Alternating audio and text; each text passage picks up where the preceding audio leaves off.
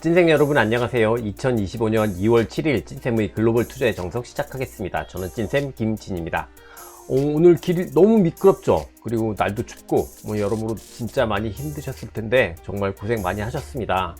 이번 주 주식시장도 시장 자체는 조용했지만 이벤트들도 굉장히 많았고 정말 한 주 고생 많이 하셨는데요. 오늘까지 유종의 미 잘 거두시길 바라겠습니다. 오늘 방송 말씀드리도록 하겠습니다. 오늘 방송에서는요, 새벽에 아마존 실적 발표했는데 이 부분, 그리고 또 지난밤에 의외로 가장 강했던 종목군 중에 하나가 은행주였습니다. 그래서 은행주의 모멘텀에 대해서 말씀을 좀 드릴 거고요. 전체적으로 글로벌 매크로 환경은 조금씩 변하고 있는 부분들이 있거든요. 이제 이런 것들과 관련해서 실질적인 증시의 반응들, 이런 것들 짚어보도록 하겠습니다. 그리고 마지막으로 오늘 밤에 고용보고서가 발표가 예정이 되어 있는데 이 고용보고서 자체가 오늘 밤에 발표되는 고용보고서 자체보다는 앞으로 고용보고서를 우리는 어떻게 대해야 할지, 어떤 점에 변화가 있을지 이런 부분들을 한번 짚어볼 필요가 있을 것 같습니다. 이런 것들을 중심으로 말씀을 드릴 예정입니다. 오늘 같은 경우에는요, 제가 좀 나름 중요하게 생각하는 부분들을 짧게씩 하나씩 좀 많이 말씀을 드릴 예정인데요. 이게 디테일이 부족할 수도 있습니다. 설명이 좀 부족하게 느껴지실 수도 있고, 그래서 그런 부분들 만약에 추가적인 설명이 필요하다라고 생각이 되시는 부분들이 있다면 댓글로 말씀 남겨주시면 그 이후에 이제 제가 컨텐츠를 제작하는데 더 참고해서 만들 수 있도록 하겠습니다. 그러면 이제 지난 밤에 있었던 미국 증시부터 전반적으로 리뷰해 보도록 하겠습니다.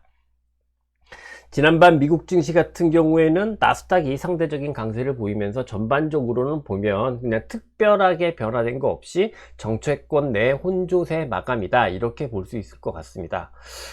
특별한 변화가 있었던 시장은 아니고 나스닥이 지수로만 보면은 상대적인 강세가 있었지만 실제로 섹터별로 제가 이렇게 하나씩 보면 오히려 경기 민감주가 상대적으로 좀 더 강했던 것 같은데, 이런 판단이 들기도 하는 그런 미국 시장이었습니다. 이제 시장 종료 후에 아마존의 이제 시간에 주가 하락이 있잖아요. 근데 아마존이 그동안 좀 많이 상승을 했던 종목이라서 그동안의 상승폭을 감안하게 되면 아주 충격적인 약세라고 보기도 또 어려울 것 같습니다. 그러니까 시장 전체에서도 큰 충격을 주는 이벤트로 아마존의 실적 발표 이후에 주가 하락은 아니라고 생각할 수 있을 것 같습니다. 그래서 아마존의 실적까지 다 감안해서 미국 증시를 보면서 제가 내린 결론은요, 기본적으로 계속해서 상승 압력은 존재하고 있는 시장인 것 같은데, 다만 아직 지수상으로 보면은 정체 구간이 유지되고 있는 그런 미국 증시다, 이렇게 정리해서 말씀을 드릴 수 있을 것 같습니다. 말씀드린 대로 계속 상승 압력이 종목별로는 계속해서 존재하는 게 오히려 더 많이 뜨이고 있는 게 그런 게 지금 현재 미국 증시라고 생각이 드는데요.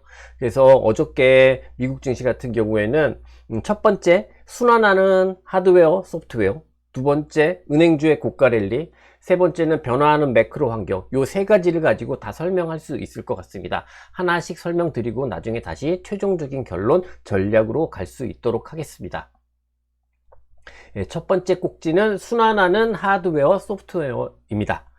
사실 시장이 어저께는 또 보면, 지난밤이 아니라 그 전날은 보면 또 하드웨어가 상대적으로 강했죠. 계속해서 하루는 하드웨어가 강하고 하루는 빅테크 소프트웨어가 강하고 이런 순환이 이어지고 있는 상황입니다. 그리고 그 순환의 과정에서 지난밤에는 빅테크나 소프트웨어가 상대적으로 강했다, 이렇게 이해하시면 될 것 같아요. 하드웨어 중에서 보면은 엔비디아는 또 추가적으로 3% 정도 상승을 했고, 또 마벨 테크놀로지도 2.4%가량 상승을 했고, 이래서 반도체 쪽에서는 일부 핵심 반도체에서 강세가 있었습니다만 하드웨어 전반으로 보게 되면은 상승보다는 조정이 많았던 그런 하루였습니다. 근데 해석 자체는 다 비슷한 것 같아요. 1년의 변곡점이 형성이 됐고 그 이후에 추세를 상실한 상황에서 종목별로 불규칙한 등락이 나타나고 있는 상황, 이게 이제 하드웨어 전반의 흐름인 것 같은데, 이게 하루는 강세, 하루는 약세를 나타나면서 시장에서 하루는 하드웨어가 상대적인 강세를, 하루는 상대적인 약세를 보이고 있는 동향, 그런 동향이라고 이해를 할 수 있을 것 같습니다. 대신에 이제 빅테크하고 소프트웨어가 상대적인 강세였습니다. 물론 이제 그 중에서도 최고라고 한다면 아마 이 팔란티어의 고가 경신이라고 할 수 있을 것 같습니다. 보시는 것처럼 실적 발표 이후에 20% 이상의 급등을 보였고 하루 조정을 보인 다음에 다시 10% 가까운 9.8%니까요 10% 가까운 상승을 보이면서 고가 갱신이 나타나고 있는 모습인데요. 주가, 이것 때문에 주가 상승 모멘텀이 있었다, 이게 주가 상승을 만들었다, 이렇게 이야기할 수는 없겠지만, 팔란티어가 어떤 발표 하나를 했습니다. 이제 그들의 AI 플랫폼 모델이 AIP잖아요. 그러니까 거대 언어형 모델은 아닙니다. 이 AIP라는 모델 안에, 일론 머스크의, 거대 언어 모델이죠. 그록을, GROK, 그록을 추가했다라는 발표가 있었습니다. 근데 저는 뭐, 이거는 원래부터 챗 GPT나 클로드나 이런 거대 언어 모델을 사용하고 있었기 때문에 그 중에 하나로 머스크의 거대 언어 모델을 채용하기 시작했다. 이 정도 발표이기 때문에 아주 대단한 발표라고 생각할 수는 없을 텐데요. 대신에 이제 좀 그런 부분은 있는 것 같아요. 팔란티어가 아무래도 이제 도지부의 수장인 머스크하고 친밀도를 쌓아간다 라고 생각할 수도 있잖아요. 그럼 그런 부분은 분명히, 왜냐하면 정부 부분의 인력 감축이 결국은 AI로 이어질 텐데, 이랬을 때 팔란티어한테 기회가 더 많은 거지 않습니까? 그 측면에서 생각을 해보면 팔란티어가 머스크하고 점점 친해지고 있다, 이런 거는 상당히 긍정적인 부분이 아닌가, 이렇게 생각할 수도 있겠습니다. 근데 이것 때문에 주가가 급등을 했다, 이렇게 보기엔 좀 어려울 것 같고요. 좀 하나 아쉬운 점은 이런 것 같아요. 이제 팔란티어가 이렇게 상승을 하면서 저는 소프트웨어 전반에 어떤 상승이 있지 않을까 이렇게 기대를 했었는데, 보면 세일스포스 같은 경우는 내부 이슈가 있었죠. 근데 내부 이슈 때문에 주가가 하락했습니다만, 다른 아틀라시안도 그렇고 스노우플레이크도 그렇고요. 특별하게 팔란티어의 뒤를 따라서 아주 강력한 강세가 이어지고 있는 종목들이 많이 보이지는 않습니다. 팔란티어 말고 소프트웨어에서 강세를 보이는 종목이라면 이 독일의 SAP 정도가 다이지 않을까, 단기적으로는 그렇게 생각이 드는 상황입니다. 팔란티어가 고가 갱신을 낸 점은 굉장히 기분이 좋으나 이게 소프트웨어를 이끌고 가지는 못한다, 이 부분이 조금 아쉽다, 이렇게 말씀드릴 수 있을 것 같습니다. 아마존이 실적 발표를 했습니다. 아마존 실적 발표 전체 숫자는 오늘 많이 확인을 하셨을 테니까 자세히, 그리고 또 그 숫자 자체가 그렇게 중요해 보이지는 않으니까 숫자는 말씀드리지 않을 텐데요. 기본적으로는 알파벳과 실적이 좀 비슷하다, 그런 느낌이 드는 겁니다. 기본적으로 다 아시겠지만 레비뉴나 EPS는 컨센서스를 상회를 했고, 대신에 클라우드 컴퓨팅 쪽에서 약간의 미스가 난 상황이고, 그렇기 때문에 매출 전망도 그렇게 높게 제시가 되지 못한 상황이고, 그래서 시간의 주가가 하락하고 있는 것 같습니다. 그러면 이제 이 아마존까지 다 봤잖아요. 그랬을 때 빅테크에서 실적을 발표하고 나서 주가가 약간의 실적의 미스가 발생을 하면서 주가가 하락했던 종목군들을 종합적으로 판단해 볼 때 어떤 시사점을 가질 수 있을까 생각을 해보면, 마이크로소프트, 알파벳, 아마존 모두 다 이제 결국은 클라우드 컴퓨팅 부분에서 예상치를 미스하면서 주가 하락이 있다, 이렇게 정리할 수 있겠습니다. 근데 요거는 두 가지 중에 하나로 생각을 할 수 있지 않을까 합니다. 첫 번째는 그러면 클라우드 컴퓨팅 중에서 의외의 경쟁자가 있는 거 아니야? 요걸 한번 의심을 해볼 수 있을 것 같아요. 근데 이거는 오라클이 될 수도 있을 것 같고, 중국의 알리바바죠. 바바가 될 수도 있을 것 같습니다. 하지만 아직까지 이렇게 구체적으로 얘네들의 MS가 얼마나 더 성장을 하면서 빅테크의 클라우드를 잠식하고 있는지 이게 숫자로 파악되고 있지는 않거든요. 근데 확실히 최근에 뉴스를 보면 바바를 중심으로 해서 중국 클라우드 성장이 있다, 이런 이야기들이 들리고 있기는 합니다. 다만 말씀드린 대로 아직까지 숫자로 정확하게 집계되고 있지는 않은 것 같고요.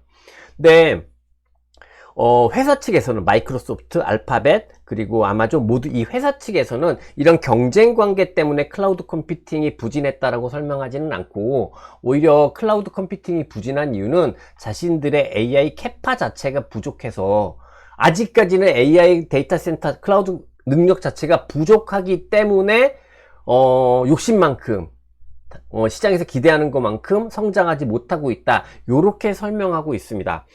즉 AI 캐파가 부족해서 클라우드 부분의 성장이 더디다라는 건데, 이게 맞다고 해석을 한다면 올해 모든 기업에서 증액이 돼버렸죠. 이 빅테크의 캐펙스 증액이 완전히 이해가 되는 상황입니다. 당연하겠죠.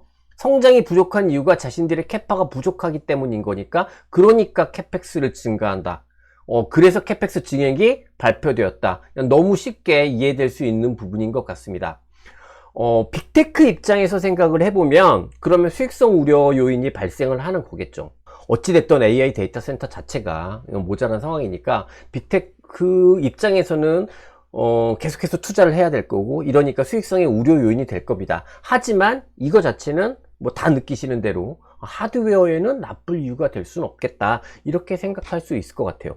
근데 여기서 하나 좀 생각을 해보고 싶은 부분은 뭐냐면, 이게 제가 조금 이제 공격적인 이야기라서 조심스럽긴 한데, 이런 환경까지 고려했는데 왜 엔비디아의 밸류에이션이 계속해서 하락하고 있는 건가? 이게 조금 거슬리는 포인트입니다. 엔비디아 같은 경우가 지금 주가가 하락을 한 상황이잖아요. 그래서 밸류에이션이 내려왔어요. 근데 어느 정도로 내려왔냐면, 포워드 P 기준으로 생각을 할 때 지금 26.5배까지 지금 내려와 있는 것으로 평가되거든요. 근데 나스닥 지수 평균이 27.8배입니다. 그러면 포워드 P를 기준으로 하면은 엔비디아 같은 경우에는 나스닥 평균보다도 못한 밸류에이션을 받고 있다, 주가가 많이 싸져 있는 상황이다, 이렇게 판단할 수 있겠죠. 이게 왜 이런 현상이 나타나는지에 대해서는 좀 많은 공부가 필요하긴 할 겁니다. 많이 연구하고, 그리고 이제 좀 신중하게 답을 내려야 할 것 같기는 한데, 일단 추측하는 건 뭐냐면, AI의 투자에 이전보다는, 학습보다는 추론의 과정 쪽에 보다 많은 투자가 있을 수 있지 않을까? 이것 때문에 엔비디아의 밸류에이션이 하락하고 있는 것 아닐까? 이렇게 생각을 해볼 수는 있을 것 같습니다. 아무튼 이게 정답인지 아닌지 그거는 잘 모르겠고요.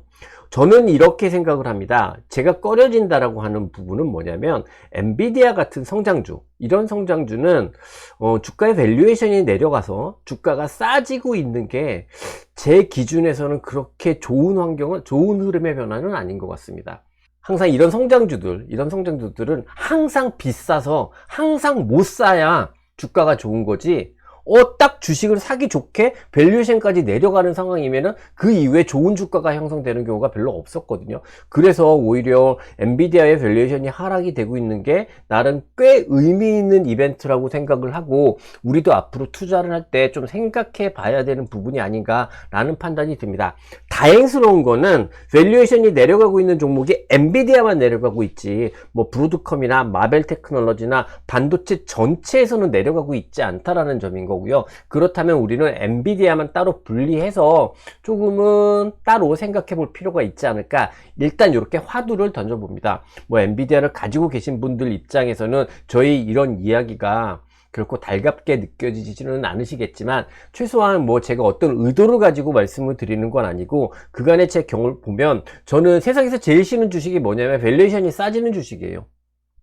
제 투자의 기준에서는 그렇습니다. 밸류에이션이 싸지는 주식을 투자를 해서, 싸다란 이유로 투자를 해서 제가 그렇게 성과를 많이 보이지는 않았던 것 같아요. 그것도 특히나 이제 가치 주식이 아니라 성장주의 경우에, 그 점을 조금 말씀을 드리고 싶습니다. 여러분들께서 이제 현명하게 저희 이야기를 잘 이해하셨으면 좋겠습니다. 두 번째 꼭지는 이제 은행의 고가 랠리입니다. 은행에서 이제 고가 랠리의 강세가 있었습니다. 이게 이제 좀 이유가 모멘텀이 있었는데, 모멘텀이 다른 것보다는 연준은 은행에 대해서 이제 계속해서 정기적으로 스트레스 테스트를 합니다. 그쵸? 근데 이게 아직 연준에서 확정해서 판단해서 이야기한 건 아닌데, 앞으로는 이 스트레스 테스트에서 스트레스 자본 버퍼 요구량 자체를 좀 낮출 수도 있다, 요런 이야기가 퍼지면서 은행주 전반에 상승이 있었다, 요렇게 이해를 하시면 될 것 같아요. 그럼 좋아, 스트레스 자본 버퍼의 요구량이 낮아지면 이러면 어떤 효과가 있어? 그러면 자본 요구량이 낮아지기 때문에 남는 자본이 많게 되는 거죠. 그러면 이거는 주주환원의 여력이 더 커지는 것으로 생각을 할 수 있습니다. 그래서 은행주들이 강한 상승세를 보였다고 생각을 하고요. 형태 자체가 굉장히 인상적입니다. 은행주 보시게 되면 시티, JP모건, 뱅크 오브 아메리카, 골드만삭스, 이런 형태입니다. 특히 JP모건이랑 골드만삭스 같은 경우에는 고가갱신 상승 추세 강화의 형태가 나타나고 있는 모습입니다. 아주 견조한 우상승 추세에서 이런 흐름들이 지난밤에 나타났던 거죠. 은행 같은 경우에는 분명히 이제 주도주는 아니죠. 당연히 주도주는 아닙니다. 하지만 여전히 트럼프 정부의 최대 정책 수혜 업종으로는 계속해서 작동하고 있다, 이렇게 볼 수 있는 섹터인 것 같고요. 그렇기 때문에 여전히 긍정적인 관점에서 우린 지속적으로 은행에 대해서 긍정적인 관점을 피력해 왔는데 그 관점 유지하면 되지 않겠나 생각이 들고, 그냥 뭐 우리 개인 투자가 입장에서 보면 마음에 안 드는 포인트라고 하면 주식이 엄청 무겁다라는 건데, 무거운 대신에 변동성이 낮아서 시장이 흔들릴 때도 잘 버틸 수 있고, 그러다 보면 지나고 나면은 수익이 되게 많이 났는데, 이렇게 생각할 수도 있는 문제인 것 같아요. JP모건 하나만 놓고 보더라도 보면 작년 10월 정도죠. 작년 10월 정도를 기준으로 해서 이렇게 보면은 한 30% 이상, 210불에서 277불이 됐으니까요. 30% 이상 수익이 나고 있는 상황인 것 같거든요. 뭐 따블이 안 났고, 이래서, 테슬라처럼 따블이 안 났고, 이래서 조금 답답할 수도 있겠지만, 그렇게 나쁘지 않은 주가 퍼포먼스를 지나고 나면 보여주는 게 은행이다, 이렇게 생각하시면 좋을 것 같습니다. 근데 이제, 은행 같은 경우에는, 규제 이슈, 규제 완화라는 이슈가 있다고 하더라도 사실상 이제 매크로가 좋지 못하면 우리 은행 실적 보고 그 다음에 주가 반응 보면 알 수 있듯이 매크로가 맞춰주지 못하면 은행이 그렇게 강한 상승을 기대할 수 있는 섹터는 아닙니다. 그러니까 은행은 또한 주식 투자를 하면서 항상 주목해 봐야 되는 이유가, 기본적으로 이 나라 전체 매크로의 바로미터로서 충분한 기능을 하는 섹터니까 앞으로도 계속해서 주목해서 볼 필요가 있다, 이렇게 말씀드리고 싶습니다. 세 번째 꼭지는 변화하는 매크로 환경인데요. 이것도 하나 좀 기사를 보면서 말씀드릴 텐데, 네, 기사에서 나와 있듯이 영국은행, 영란은행이죠. 영란은행도 금리 인하를 했습니다. 이유는 관세 영향, 이게 걱정이 되면서 금리 인하를 했다라고 하는데요. 궁극적으로 생각을 해보면 영국을 포함해서 유럽 모두가 미국에 비해서 훨씬 물가가 안정적입니다. 근데 이 물가가 안정적인 이유는 매크로가 좋지 않기 때문에 물가가 안정적인 상황인 거고요. 그래서 쉽게 금리 인하를 결정할 수 있는 것 같습니다. 그러면 지금 이제 좀 환기를 해서 생각을 해보게 되면, 유럽도 금리, EU도 금리를 내렸죠. 그리고 캐나다도 금리를 내렸습니다. 그리고 영국까지 금리를 내렸습니다. 즉 달러 지수를 구성하는 나라 중에서 일본을 제외하면 계속해서 금리를 내리고 있는 상황이다, 이렇게 볼 수 있을 것 같습니다. 요거는 지난번에 제가 이제 버블 마켓 가능성을 설명을 하면서 말씀드렸던 것처럼 결국 미국 외에 다른 지역의 금리 인하가 보다 더 커지게 되면 이건 금융시장 하나만 놓고 보면 미국으로의 유동성 공급 요인이다, 이렇게 볼 수 있거든요. 그렇기 때문에 미국 외에 다른 나라의 금리 인하도 결국은 미국 주식시장에 좋은 환경이다, 저는 그렇게 생각을 하고 있습니다. 다만 조금 고려 요인이 매크로상으로는 여전히 존재하는 것 같아요. 오늘 지금 현재 시간에 조금 반등을 하고 있기는 합니다만, 확실히 엔달러가 하락하는 과정이 심상치 않습니다. 물론 이때도 이렇게 하락했다가 빠르게 반등하기는 했습니다만, 확실히 엔달러의 하락폭이 작지 않게 일종의 추세를 가지고 형성하고 있는 상황인 것 같습니다. 근데 다만 아직까지 보통 요때 여러분들 기억하실지 모르겠지만, 이때부터 본격적으로 지난 7월 달 보면 요 정도 하락했을 때부터 주식시장은 본격적으로 엔달러 하락에 대해서 엔캐리 트레이드 청산이라는 위험이 부각되면서 반응을 했던 게 사실이거든요.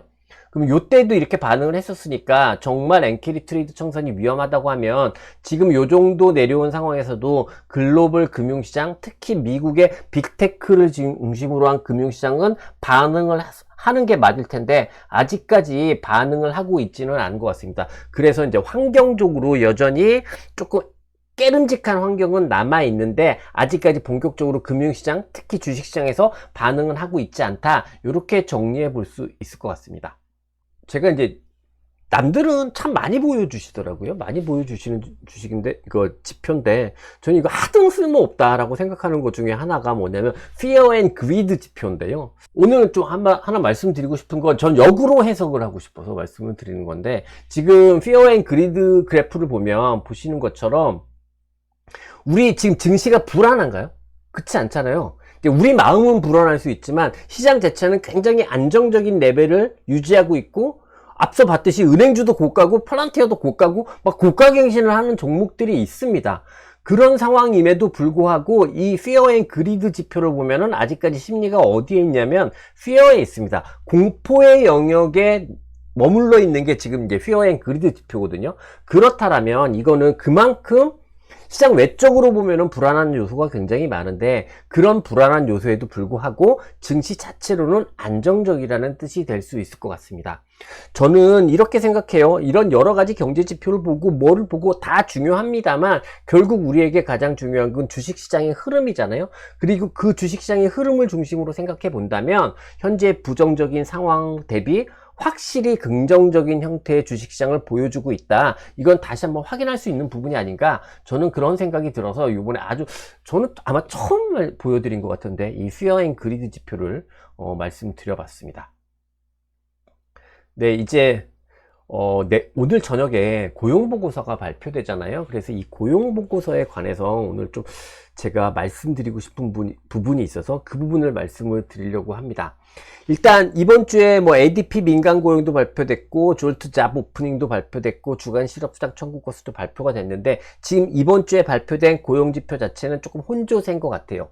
근데 이번 달 오늘 밤에 발표되는 고용보고서는 아니지만 다음 달부터는 약간의 좀 변화가 예상된다, 이런 부분들이 있습니다. 최근에요, 미국에 보면은 약간 그게 있는 것 같습니다. 그 사회 소요 사태 같은 그런 게 있는 것 같아요. 왜냐하면 일론 머스크의 도지부서가 이제 본격적으로 연방정부 공무원들을 이제 해고하기 시작한 것 같거든요. 그래서 자꾸 계속 이제 이메일을 보내서 당신 해고야 뭐 이렇게 이야기를 하고 있는 것 같습니다. 그것 때문에 이제 뭐 최근에 우리는 머스크를 뽑지 않았다, 뭐 이런 시위들도 미국에서 계속 있는 것 같고요. 요건 지금 제가 가지고 온 기사는 월스트리트의 단독 보도인데요. 익스클루시브니까 단독 보도입니다. 백악관이 아마 연방 의료 분야에 종사하는 노동자들에게 조만간 다음 주 중으로 해고 통지를 명령할 예정이라고 월스트리트 저널에서 단독으로 보도를 하고 있습니다.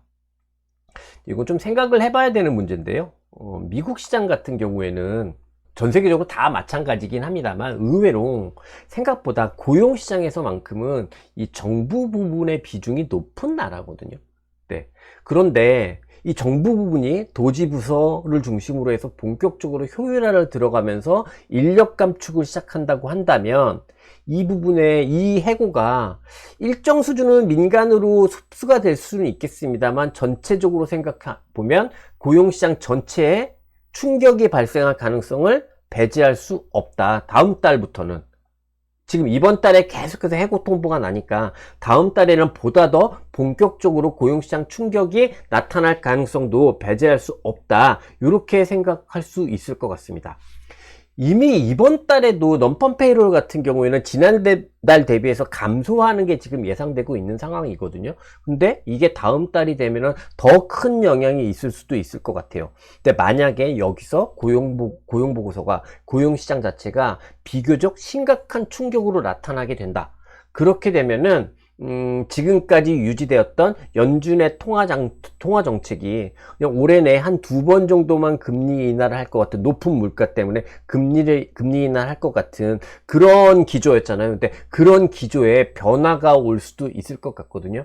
그러니까 앞으로 오늘 아주 큰 폭의 고용보고서 쇼크가 나타날 것으로 예상되지는 않습니다만, 어찌됐던 이번 달, 이제 다음 달부터는 본격적으로 고용보고서가 악화될 가능성도 있으니 이 고용보고서의 발표와 맞물려서 단기금리가 어떻게 반응하는지, 단기금리가 만약에 하락하는데 여기서 고용시장이 악화되는 거에 대해서 주식시장이 나쁘게 반응할 건지, 아니면 고용시장이 나빠지면서 통화정책이 인하 쪽으로 조금 더 선회될 것 같으니까 주식시장이 긍정적인 반응을 할 건지 주목해서 봐야 될 것 같아요. 저는 약간 후자의 가능성이 조금은 높지 않나 라고 생각을 하고 있는데, 실제 주식시장은 어떻게 반응할지 확인해 봐야 되는 부분이니까 오늘은 약간 감만 잡으면 될 것 같고, 다음 달부터는 본격적으로 우리가 주목해서 봐야 될 것 같아서, 그래서 근데 또 다음 달 정작 다음 달 다 이미 반영되고 있을 때 말씀드리는 것보다는 우리 이제 미리 준비를 하나씩 해야 되잖아요. 그 차원에서 오늘 고용보고서에 관해서 오늘 밤의 이야기가 아니라 다음 달부터 우리가 생각할 수 있는 부분에 대해서 말씀을 드려봤습니다. 이제 결론으로 가보도록 하겠습니다. 시장 전체적으로 보게 되면 뭐 본격적인 상승 상황으로 볼 수는 없을 것 같아요. 다만 이제 앞서 이렇게 확인을 했듯이 페어 앤 그리드 지표도 봤고요. 그러니까 여러 가지 확실히 시장 환경 자체로만 보면은 진짜 이번 주에는 불확실성 요인이 정말 많았어요. 그 전주에 딥시크도 있었고 관세 전쟁도 있었습니다. 그리고 기업들 실적도 있었습니다. 근데 그런 상황에도 불구하고 증시는 꽤 안정적인 상황이고 내부로 보게 되면 상승 압력도 계속해서 확인을 할 수 있는 그런 동향입니다. 지난밤에 은행주가 고가갱시를 한 거, 팔란티어가 고가갱시를 한 거, 이런 것 자체가 바로 대표적인 예가 될 수 있다라고 생각을 합니다. 그러니까 결론 자체를 보면은 여전히 잘 버티고 있는 상황이다. 많은 이야기가 있지만 증시는 상승 압력을 유지하면서 잘 버티고 있는 상황이다. 이 어제의 결론을 계속해서 이어갈 수 있을 것 같습니다. 이제 마지막으로 전망 및 전략 말씀드리도록 하겠습니다. 이제 어저께 이 상승 압력이 내부적으로 존재하는 부분을 감안을 해서 이제 주식 비중의 하단을 상향 조정하는, 이게 뭐 말장난처럼 느껴지지만 저는 실제로 투자할 만한 종목의 대안이 더 많아지고 있다는 것을 반영한 미세 조정이다 이렇게 말씀을 드렸는데요. 요거는 계속해서 유지되고 있는 상황이니까 그냥 계속해서 하단을 유지한, 즉 지금 의외로 대응할 만한 종목의 숫자가 많다, 이 관점으로 시장을 바라보시면 좋겠다 이렇게 생각을 합니다. 그래서 전략 자체도 수정하지 않고 주식 비중 65에서 70%, 그리고 미국 주도주를 중심으로 한 포트폴리오 전략 그대로 유지한다, 이렇게 말씀드리도록 하겠습니다. 미국 경기민감주 항상 제가 포지션 가지고 있는 쪽으로 이렇게 딱 찍어 놓고 있잖아요. 근데 이거 늘 아시겠지만 은행이 될 거고요. 앞서 어저께 ISM 제조업 지수를 말씀을 드렸는데 이후에 러셀 2000 지수의 변화가 있다면 이쪽 러셀 2000 지수를 추가적으로 다시 이제 좀 포지션 편입하거나 증액하면서 이쪽의 비중이 늘어날 여력도 있다, 여기까지 말씀드릴 수 있을 것 같습니다. 네, 이상으로 오늘 제가 준비한 말씀은 다 드렸습니다. 서두에 말씀을 드린 대로 이번 주는 정말 고생 많이 하셨는데요, 주말에 편하게 쉬셔서 재충전의 시간 보내셨으면 좋겠습니다. 저는 개인적으로 주말에 늘 일이 있거든요. 책을 써야 돼서 항상 또 주말에도 좀 쉬지 못하고 뭔가 하기는 하는데 그래도 짬 내서 저도 잘 쉬도록 하겠습니다. 네, 늘 말씀드리지만 저는 이 자리에서 여러분의 투자를 응원합니다. 이상 방송 마무리하도록 하겠습니다. 저는 찐쌤 김진이고요. 끝까지 시청해 주셔서 감사합니다.